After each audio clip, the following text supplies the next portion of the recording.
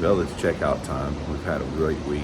And before I leave this scene right here, I wanted to tell you guys a story that happened. We went to breakfast one day at I think it's called the Starliner Diner. A family walks in. With them is an older gentleman wearing a retired Marine ball cap. And I'm not saying this for any glorification of my own. I looked up at him and I said, "Thank you for your service, sir." And he said, "You're welcome." And he went and sat down with his family. Later, I talked to him on the way out. I said, "What did you do for the Marines?" He said, "Well, I flew helicopters." I was like, "That's really cool. I got a little brother that flies helicopters for the Army." And I said, "What did you fly?"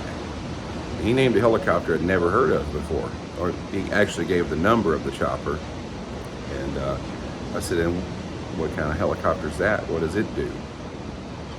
And he said, "Well, it's a Marine One." I said, "You mean you flew presidential helicopter?" He said, "Yeah." And I said, "Who for?" He said, "Well, Lyndon Johnson." Just goes to show you that you just never know when you see that old guy walking into the restaurant in the morning wearing that retired military hat. You just never know what impact he made on both our country and the world by his service. So I encourage you, next time you see somebody wearing that retired military hat, just thank them.